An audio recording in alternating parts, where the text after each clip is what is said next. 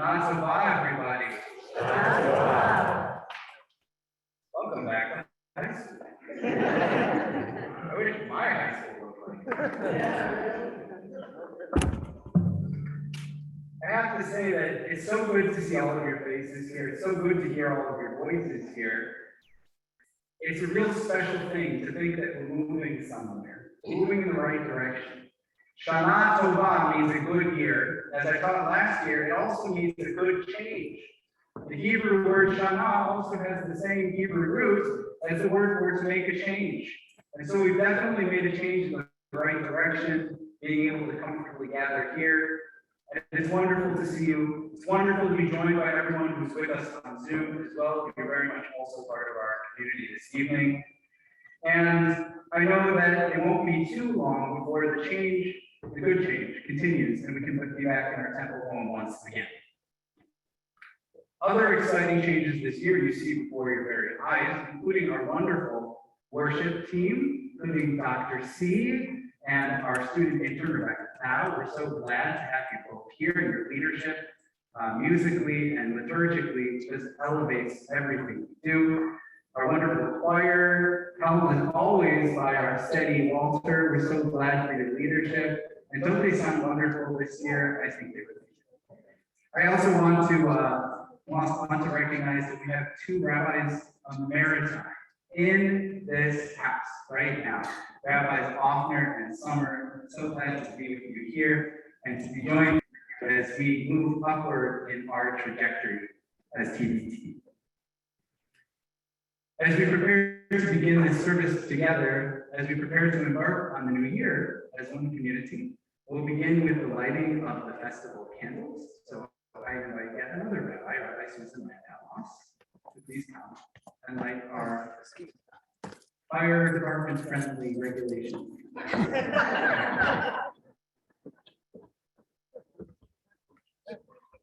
If you want to join in the blessing, you can turn to page 11 in your golden box board.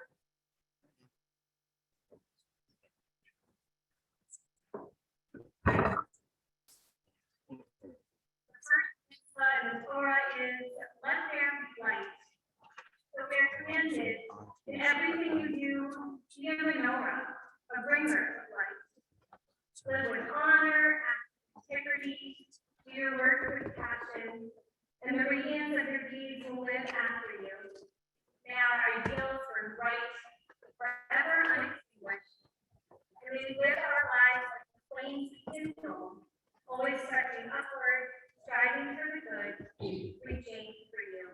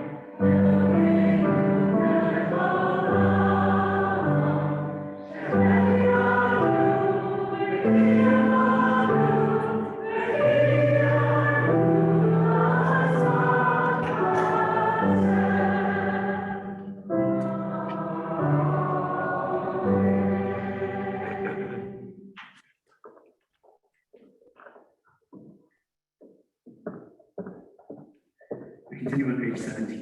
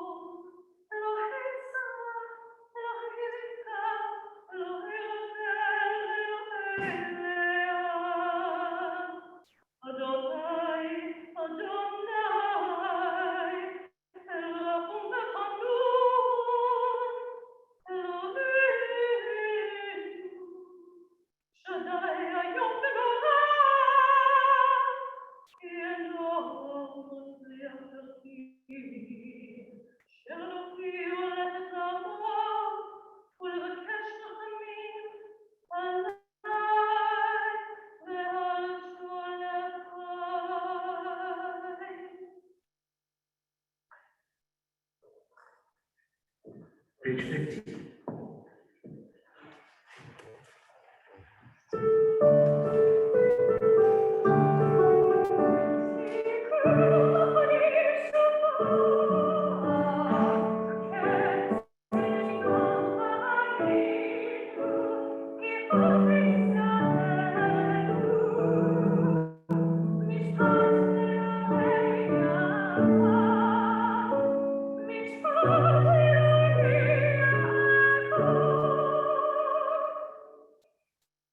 Praise God with the blast of the shofar.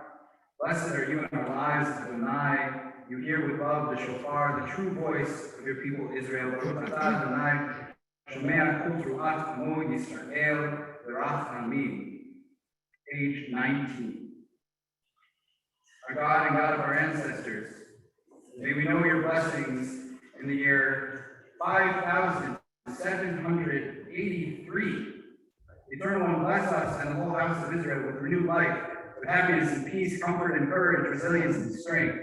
May the words of our heart be acceptable to you in the new year that stretches before us.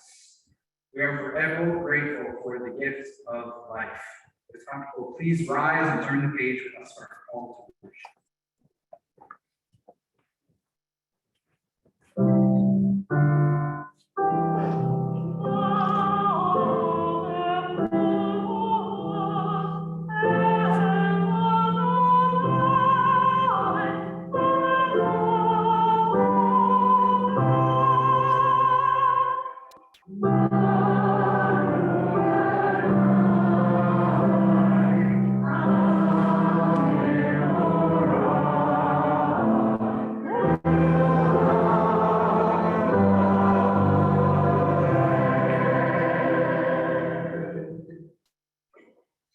Page 23. Bless Adonai who spins day into dusk. With wisdom, watch the dawn gates open. With understanding, let time and seasons come and go. With awe, perceive the stars in lawful orbit. Morning dawns, evening darkens, darkness and light yielding one to the other. Yet each distinguished and unique.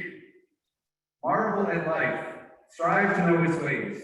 Seek wisdom and truth, the gateways to life's mysteries. Wondrous indeed is the evening twilight.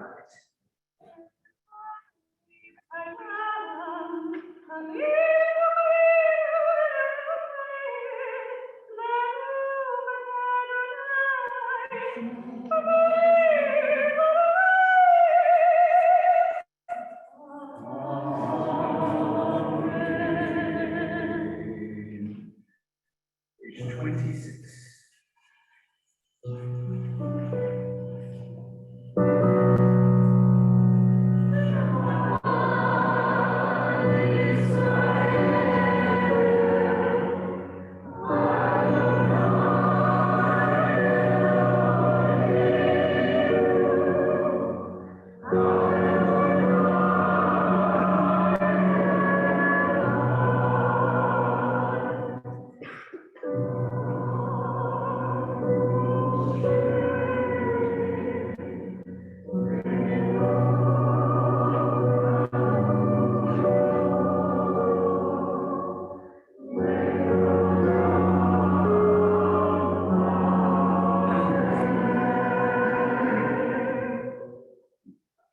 Please be seated. Continue on page 28.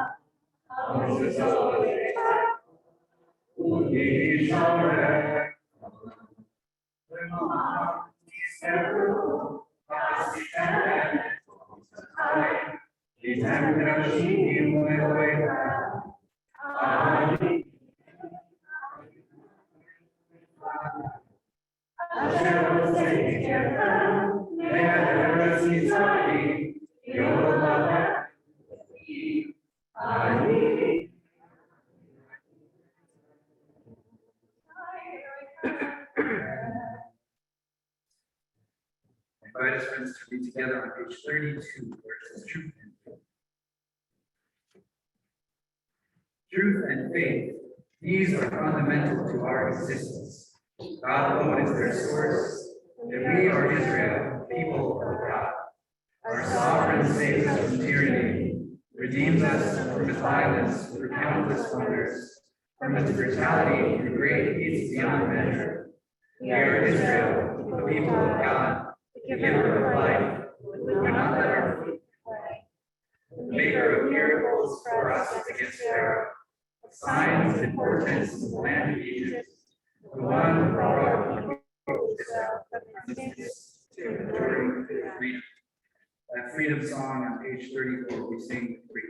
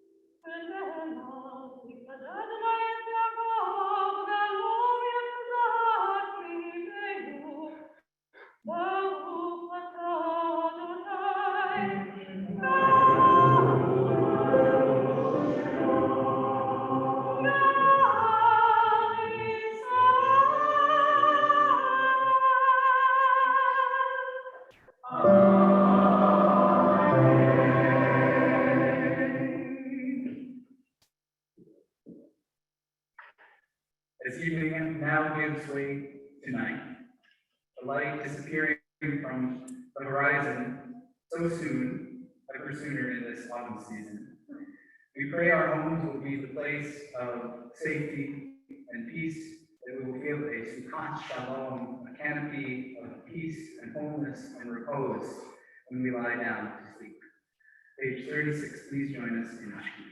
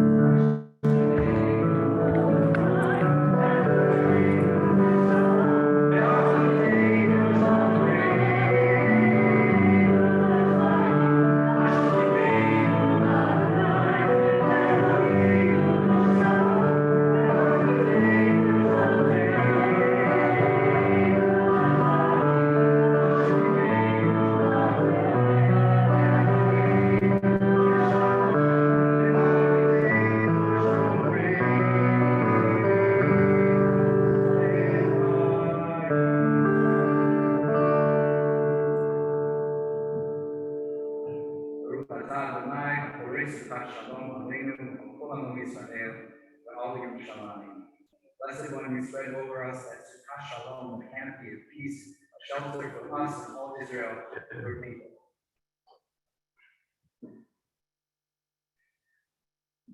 The great philosopher Soren Kierkegaard writes of prayer. To pray is not to hear oneself, but it is to be silent and to remain silent, to wait until the one who prays hears God.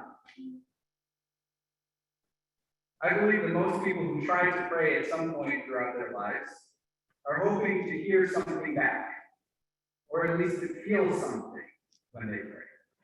But the truth is that it doesn't happen every time, even when we practice a lot. When we approach prayer as a practice to cultivate, new experiences present new opportunities for us to connect with God, to reach out to something beyond ourselves. And silence, what is it about silence? It opens our hearts in a different way. Meditation is a hallowed practice in Judaism. Just ask our regular mindfulness and meditation. After the benedictions of the Amidah, which we'll pray together, we'll have a moment for silence. I'll invite us into that moment of stillness together. And at that time, I invite you to feel that stillness coursing through you. Perhaps taking a moment to close your eyes, to simply pause and listen. In that silence, you might hear something unexpected. We now continue with the Amidah. It's on page 42, and it's comfortable. Feel free to rise along with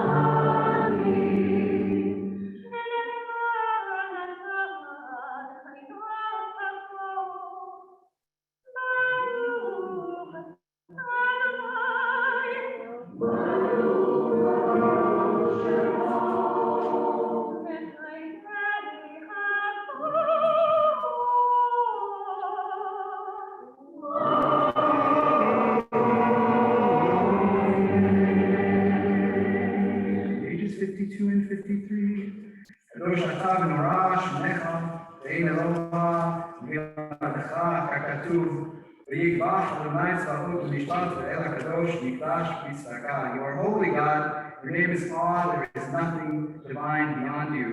As the prophet Isaiah taught, the source of all might is exalted through justice, the God of holiness made holy through righteousness. Baruch atah Adonai, HaMelech HaKadosh. Blessed are you, God, holy sovereign. Page 53.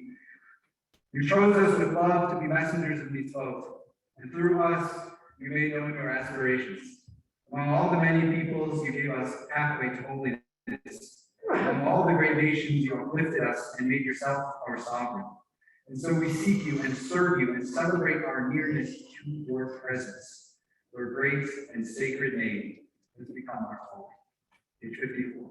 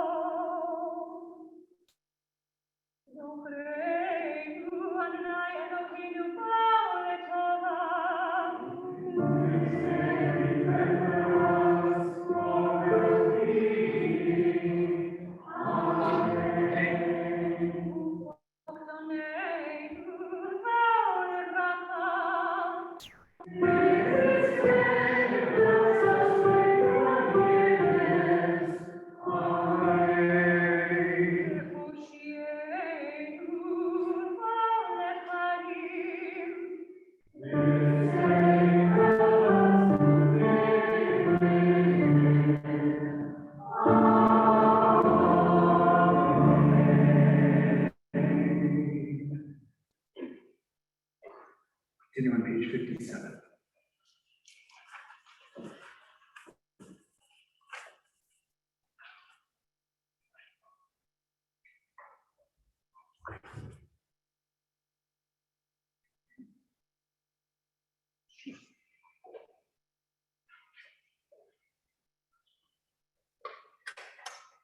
This is the prayer God utters.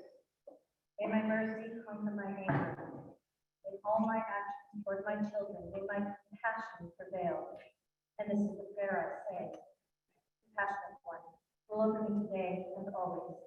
Let mercy and forgiveness hold sway. Let the good within me prevail.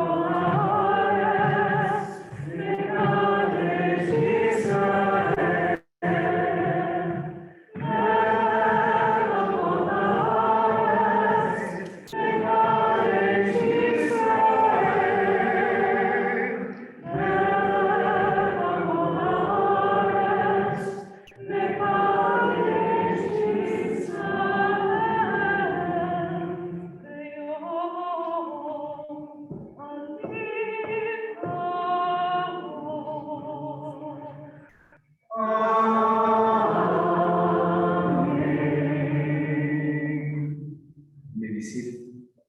Page 60.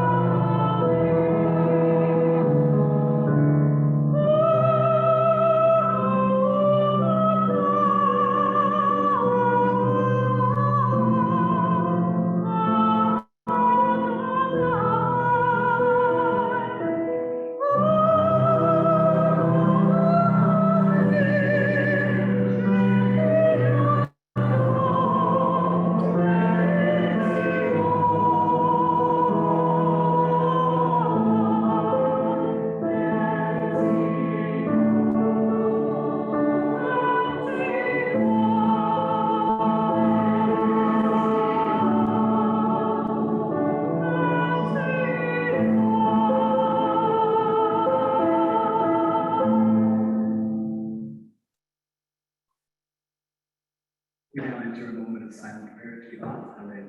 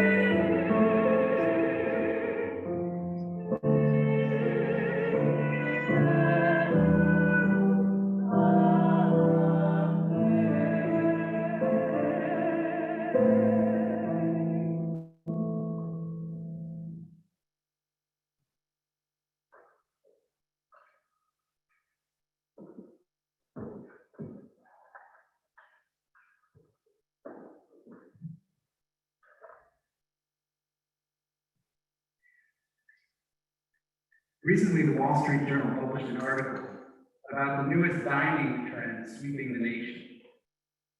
The article, which is entitled "Blooming Onion Chic," is about Midwestern food. Yes, you heard that right. At one Brooklyn restaurant, you can get duck meatloaf with cherry ketchup. At another place in San Francisco, it's fried cheese curds with pickled celery. That actually sounds really good. The new specialty at Agnes restaurant in Pasadena, on the other hand, is honey baked ham balls. I'll pass on those things. Now, some of you know that I hail from the Midwest. And as soon as I got over the mild umbrage I felt at the journalist's turn of phrase, flyover foodies, I have to say, the story warmed my Midwestern heart. What explains this trend? Well, certainly there's a little bit of nostalgia going on. Chefs are bringing their humble childhood food out into the world in a new way. Then there's the pandemic, of course. Eating. It means love and memory and home. After all, who among us hasn't yearned for those feelings, to return to those special feelings over the last few years? How about you? How about you on Zoom? What's been on your table lately? By a show of hands, during the pandemic, did anyone find themselves reaching into the recipe box, maybe a little deeper into the recipe box than usual? For some comforting classics, perhaps an old family recipe or a favorite from when your kids were little. Anybody make a recipe like that during the pandemic? Wait, hold up your hands high, really I'm curious. Does anybody like make a comfort recipe like that? Yeah.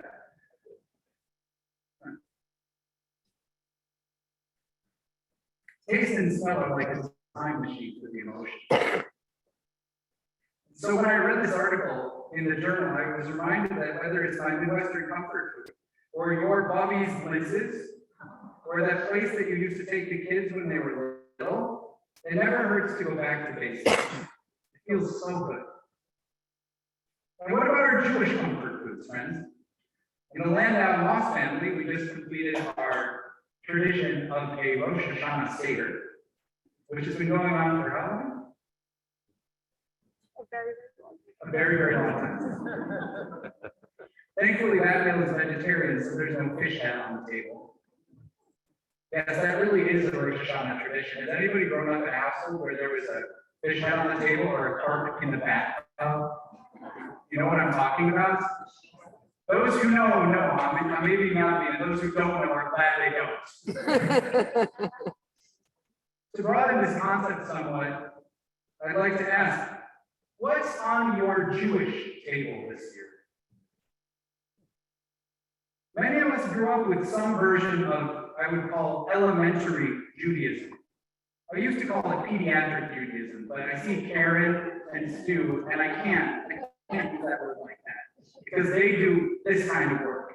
And what I'm talking about is not this, friends. The kind of Jewish education that I'm embarrassed to say that many of us receive and grow up with is really very much not that. Maybe basic Hebrew, some prayers, perhaps a little history, how to chant from the Torah courtesy of a CD or a cassette tape or an 8-track. I won't even ask you to have a record. Yet, now here we are in adulthood. We've gone to college, we've learned a trade, perhaps. We're accomplished professionals. We know about the law and engineering and medicine and managing nonprofits. But how many of us feel that we have similar access to the treasures of Judaism? The Torah, Mishnah, Talmud, medieval poetry, ethics, Hasidic spirituality, modern philosophy. Judaism is truly one of the great wisdom traditions of the world. But few of us are sure what place it might have on our table. And even if we did, sometimes it's hard to know where even to start.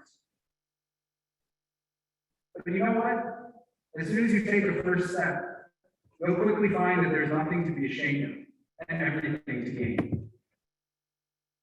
Just ask the 40 or 50 or so students who learned with me in the Jewish bookshelf class about Jewish sacred texts last year. Anybody here in the Jewish bookshelf class? By a show of hands, put up those hands up. Yeah, a few of you. Yeah, good showing here in the Jewish bookshelf class.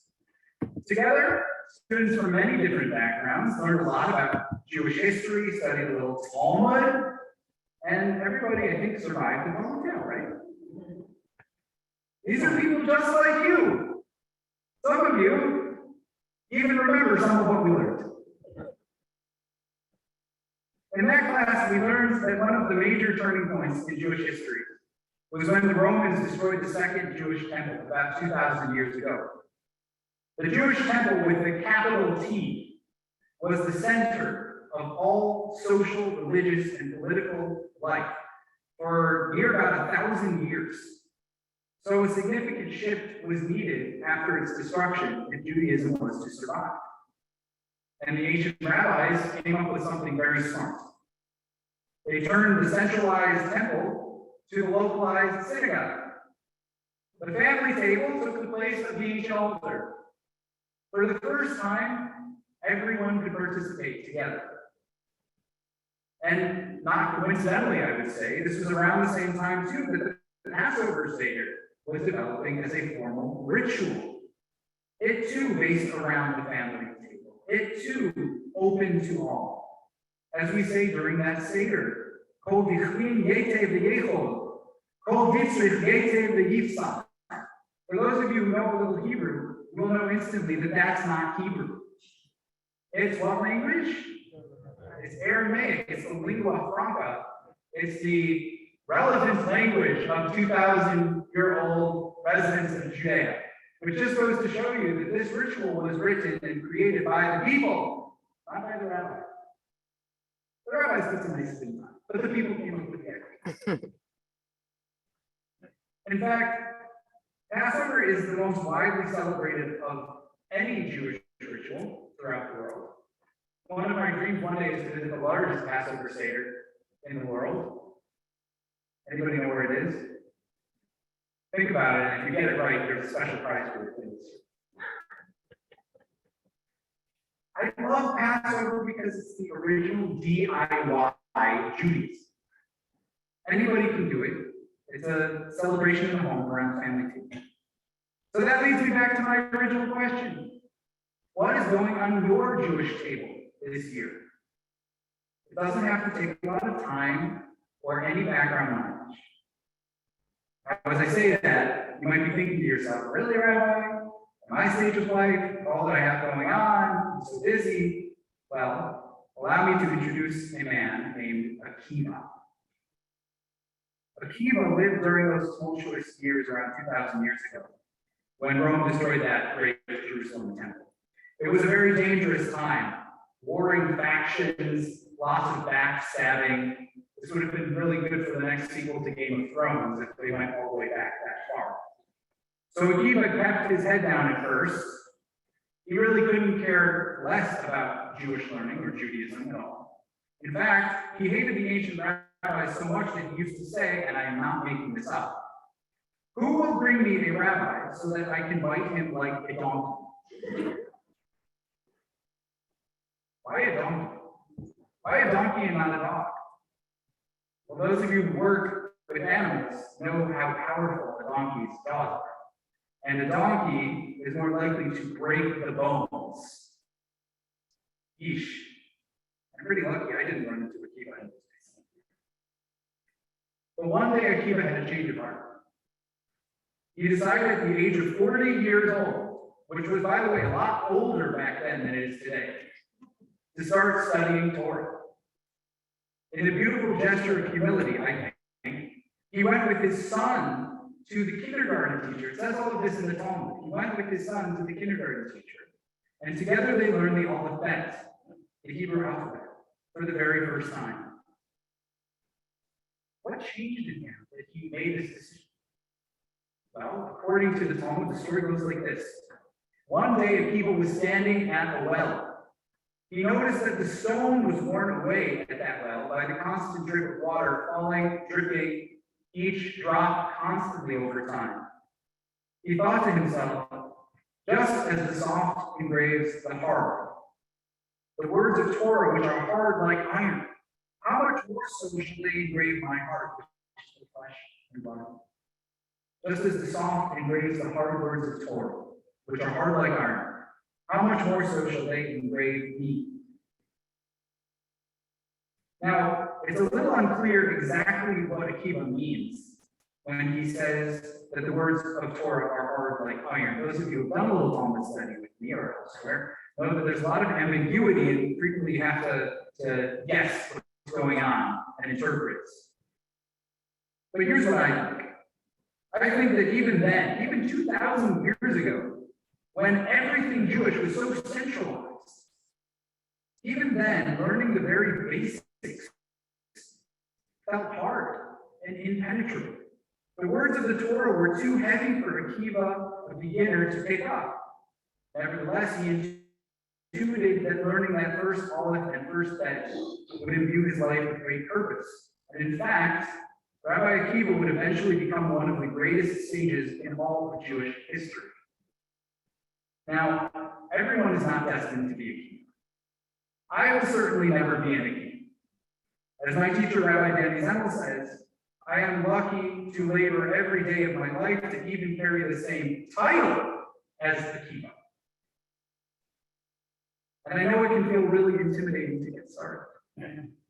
This past summer, Susan and I took a cooking class with an accomplished French chef. We were basically competent in the kitchen, but believe me, we felt very much like beginners in his kitchen. For dessert, we learned how to make a luscious fruit tart. Our chef asked me to cube the butter and then measure it out with some sugar. I was a little nervous, but okay, I did it, easy enough. Then we had to separate the eggs. You know, that requires a focus. You don't want to mix the yolks in with the whites, and that leads to spoiling the whole thing. Okay. Next, I had to whisk those yolks with great fury. Anybody remember doing this before your kitchen aids? Maybe you still do this. It took a lot of time and a lot of sweating. I'm maybe you should be ashamed to say I started sweating when I had to do that for minutes on end. It's not easy. But then we made the lemon curd using just the right amount of lemon juice under just the right amount of heat, stirring constantly so we wouldn't end up with scrambled eggs. I really thought I would screw it up. You guys, I was really nervous at this stage. But you know what? With just a little bit of coaching, with a lot of coaching, we did it. The tart was delicious, and realizing that we had made it ourselves was so satisfying. Although I wouldn't have thought I could execute some of these more advanced French techniques, I'm now not afraid to try it again. Especially when Susan and I can do it together, because I swear some of those recipes require at least 4 hands. The reason I share this story, my friends, is that for many of us, thinking about studying Torah or incorporating a new Jewish ritual into our lives probably feels a little bit like being asked to perform some fancy French cooking technique for the first time. And the truth is that by and large, it's always been this way. About 100 years ago, the great Jewish educator, Franz Rosenzweig, wrote, "There is no one today who is not alienated or who does not contain within themselves some small fraction of alienation from the periphery back to the center, from the outside in." From Akiva to Rosenzweig to us 2,000 years ago, 100 years ago, or today, every generation has made the decision in Judaism to preserve our tradition, despite a certain distance from that tradition. And how can this surprise anyone? Judaism is over 3,000 years old. Teachers must constantly find new ways to make old wisdom fresh and relevant. Akiva started at the age of 40, so surely you can start at 70. At 80, or if you're younger than that, consider yourself blessed with a head start. All it takes is that first step. And please believe me when I say I have seldom found a kinder, more welcoming, less judgmental group of people than TBT people. When they say that all are welcome, they mean it. Have you been to Torah study before? It's amazing. Really. As I said before, most of us didn't grow up with a rigorous Jewish education. And we don't know all of for that, or the reasons why Maimonides and Spinoza changed the world. And you know what? That's okay. In fact, let me be very clear about this. There is no shame in this at all. You don't have to feel bad for that. It's not your fault. How can we know it all unless we decide to know? How can we do Jewish unless we make the commitment to do Jewish? In American society, religion is primarily about belief. But in Judaism, it is primarily about action. First we do, then we figure out what we think. First we study, then we deliberate. First we pray, and then we notice how the prayer has moved us. First we act to help others in need.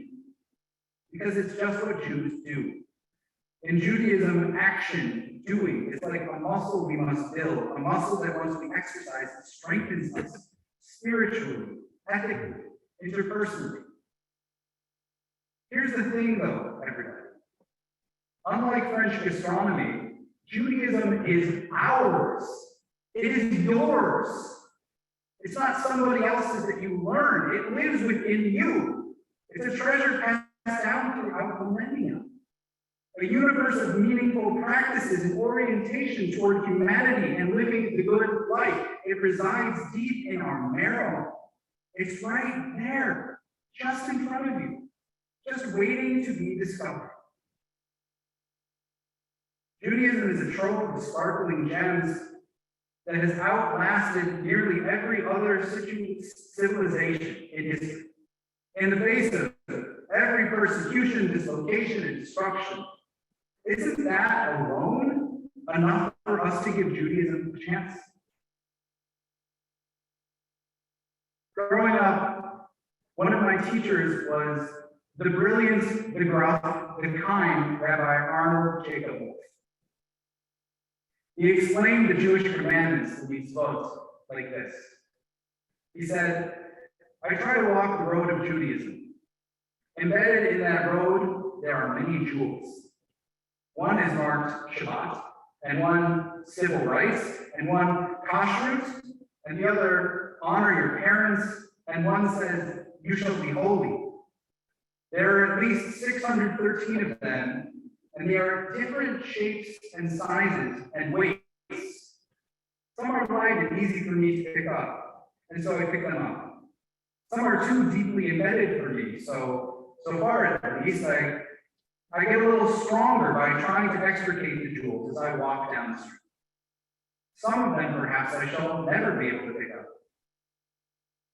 I believe that God expects me to keep on walking Judaism's streets and to carry away whatever I can of his commandments. I do not believe that God expects me to lift what I cannot, nor may I condemn my fellow Jew who may not be able to pick up even as much as I can. What would it shift in us to think about Jewish life this way? What new purpose might we discover by extricating these precious gems, making them our own? When we take one step, celebrating a new Jewish holiday, exploring our Introduction to Judaism class that's starting next month, coming to a Torah study on a Shabbat morning, bringing soup to a sick friend. The tradition says that the Shekhinah, the divine presence, abides where one brings love and healing to a sick person. How about lighting candles on a Friday night? It takes about 20 seconds and it brings your family closer together. By the way, have you been to Ms. Madison's famous chocolate seder? And how about Tikkun Olam? Did you know that groups of synagogues throughout New Haven and Fairfield counties are working together to enact just policy throughout the state of Connecticut? Doing Jewish things helps us to feel purposeful in our deeds, gratified in our relationships, and connected to our heritage. And as a rabbi, I want nothing more than to help you pick up these beautiful gems, regardless of your background, regardless of your knowledge. Even if you're a Hebrew school dropout, even if you didn't grow up Jewish, I welcome you. I promise there's a place for you on Judaism Street. And it would be my honor to walk that road alongside. By now, I have probably overmixed my metaphors, but hopefully I've whet your appetite for your Jewish year. Like our favorite holiday foods, many Jewish practices start very humbly, but they can bring us such deep satisfaction. I would love for us all to reach a place where the mitzvot spread before us on our Jewish tables are as inviting as our favorite meals. We all have a Jewish table, and every one of us gets to pick out the spread. So what's going on your Jewish table, friends? What's going to go on there in the year 5783? What comes to mind? What's one beautiful dish passed down by our ancestors that you've been needing to prepare for yourself? It's never too late to get cooking. When you take that first step, when you try that new practice, when you pick up that first beautiful gem, I won't have to wish, may it be a sweet new year, because it will be a sweet, enriching, and fulfilling new year. Shana Tova Mitukah. One of the first things that we learned about the land of Israel in the Torah is that it is a land flowing with milk and honey. Milk and honey should be on your plate. I'm going to need your help for this. So when I go like this, I want you to say, ooh, ah. Can you do it? Great. I'm gonna put my hand up. Here we go. Ooh, ah. One more time. Ooh, ah. Excellent. Great. This song is 3 words, and pick it up, just join with me. Eretz, Teva, no, 5 words. Eretz, Teva, Halav, Teva, 4 words. Land flowing with milk and honey. Eretz, Teva, Halav, Halav, Teva, Eretz, Teva, Halav, Halav, Teva, Eretz, Teva, Halav, Zavat, Halav, Teva.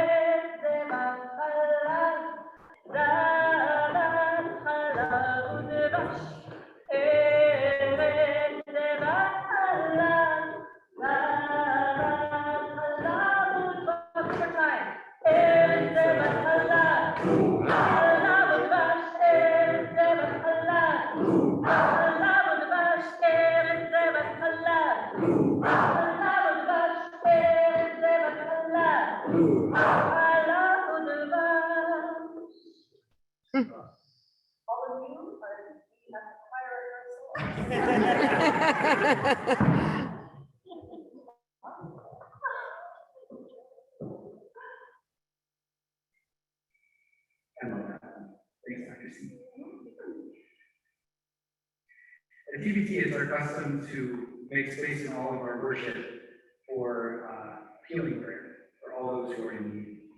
And so I'll invite us to turn to page 65.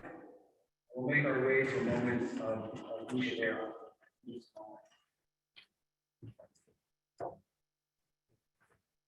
After a long illness, I was permitted for the first time to step outdoors.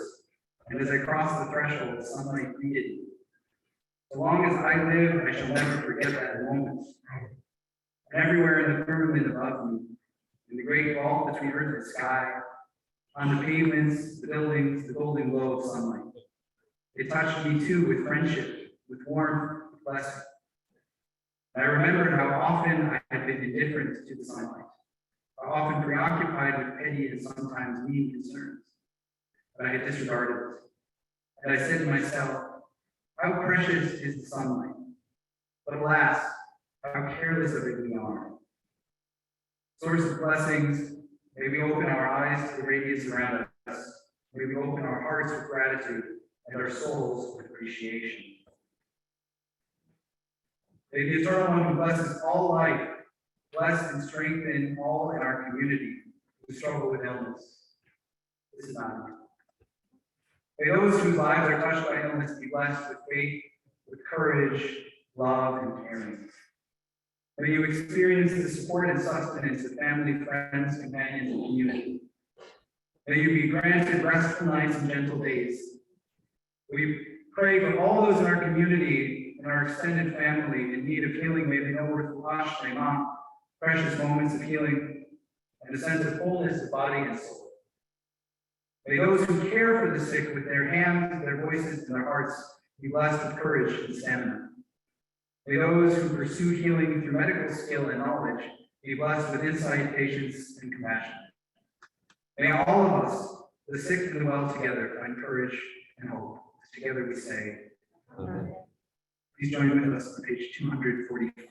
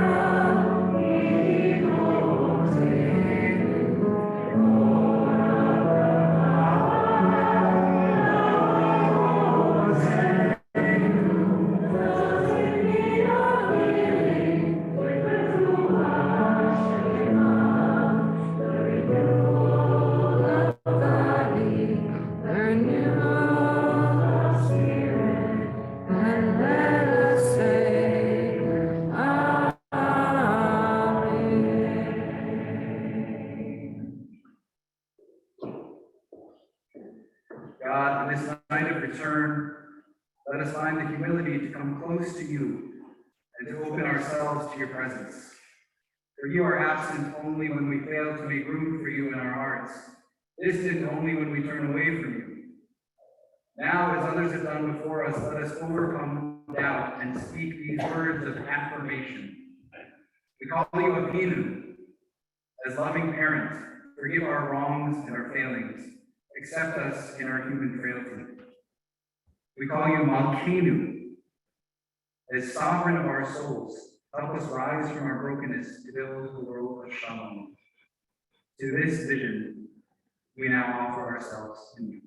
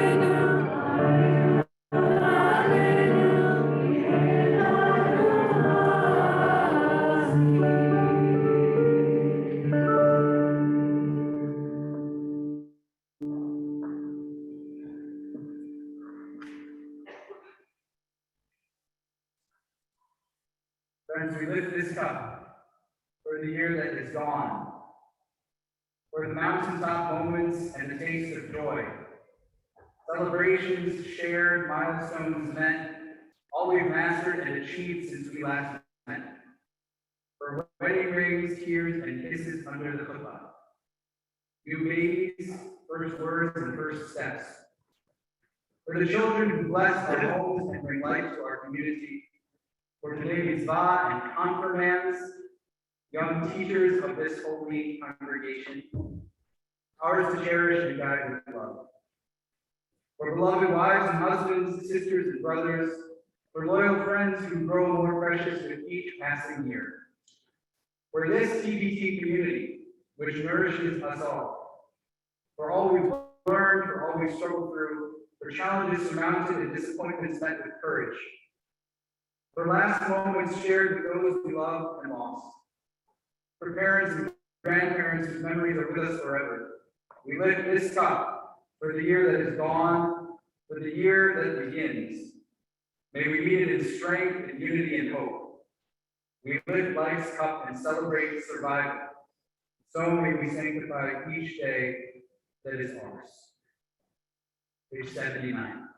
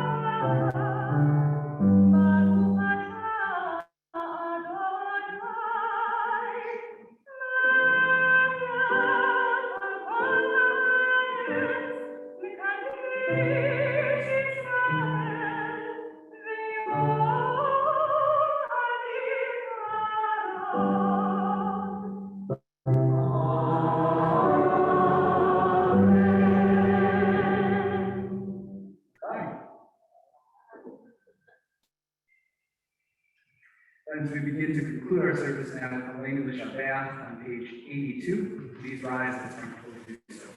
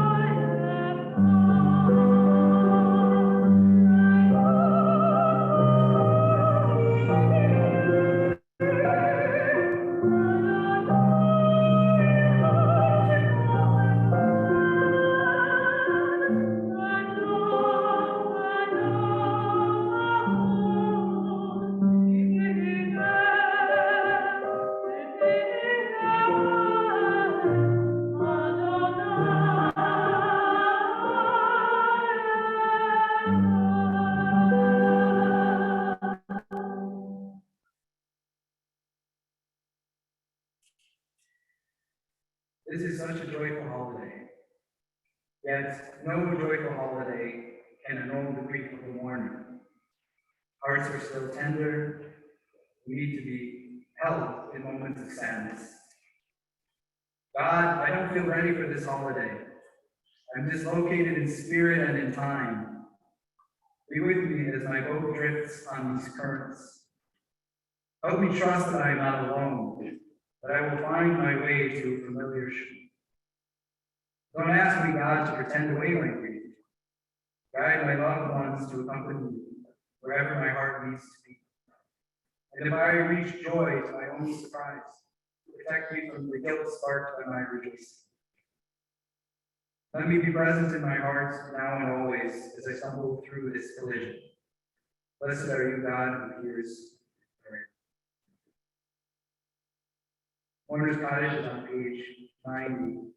We join together in these hallowed words, together with all the mourners of our people throughout the Jewish world. Yikatal v'yikadash shemei Rabbah, v'alma tivrach v'yotei v'yolitmotei, v'yayachon v'yomichon v'yolei v'yolei Yisrael, v'alav yisnak v'yolei v'yolei, shemei Rabbah v'rach v'yadam v'yolei, Yiparach v'yishabach v'yitahar v'yitrach v'yinaseh, v'yitadar v'yitalel v'yitalel shemei kudshah v'ru. V'hema, v'kol v'yitata v'shirata, v'ushtata v'nechmata, v'amiram Yehei Shamar v'yishmaya, v'chayim aleinu v'alko Yisrael v'yibru aleinu. V'aseh shalom v'yirman, v'yaseh shalom, aleinu v'alko Yisrael, v'alko yoshvei tegal v'yibru. The source of peace bring shalom u'shleimut, peace and wholeness to the hearts of all who are bereaved. Together we say, Amen.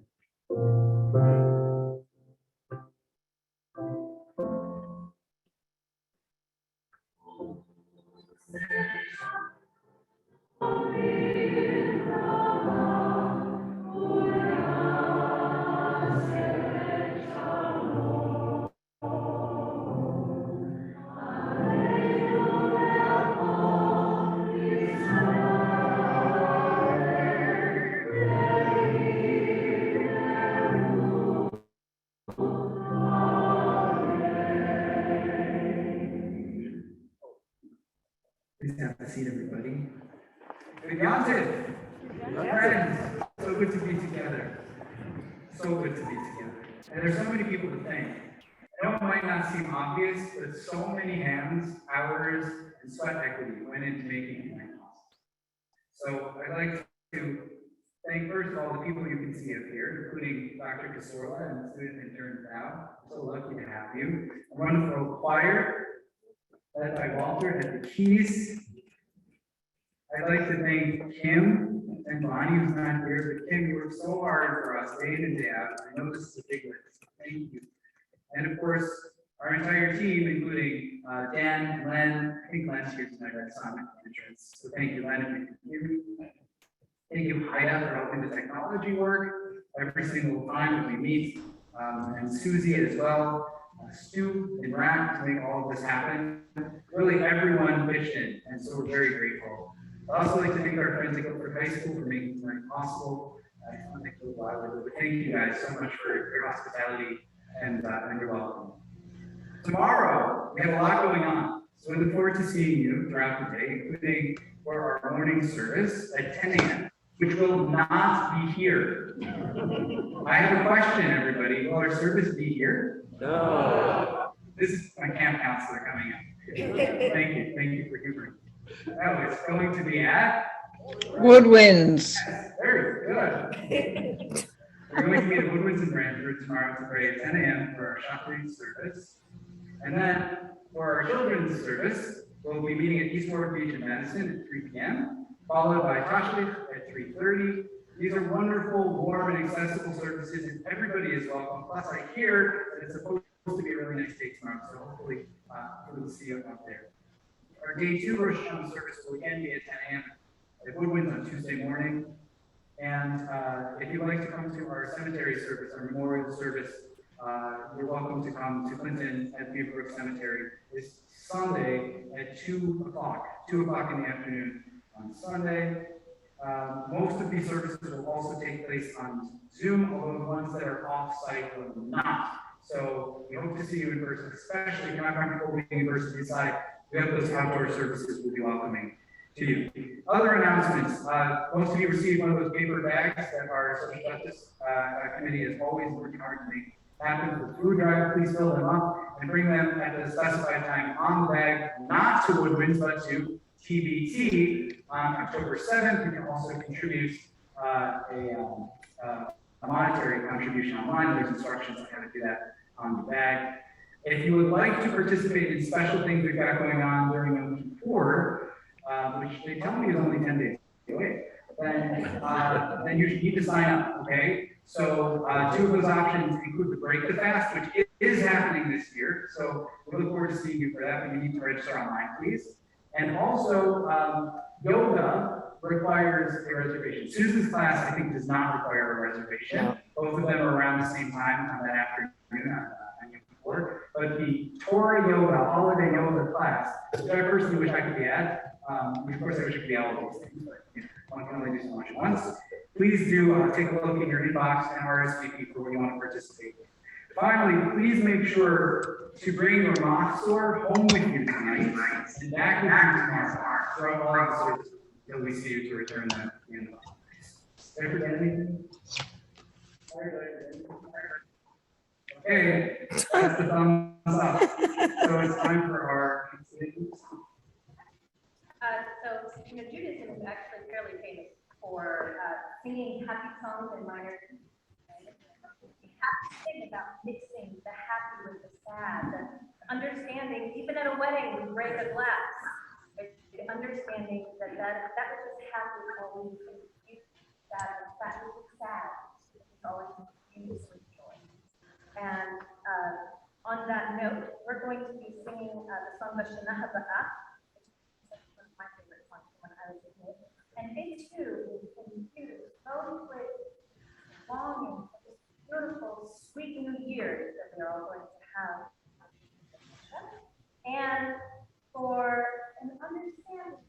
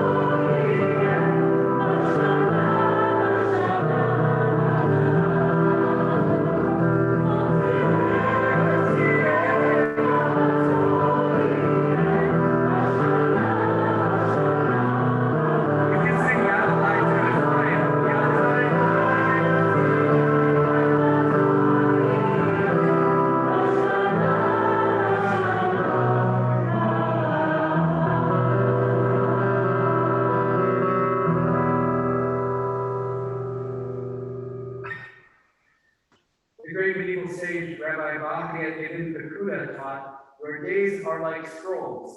Write on them what you wish to be remembered. Tonight, we begin again. The moon is obscured from view. The year is new.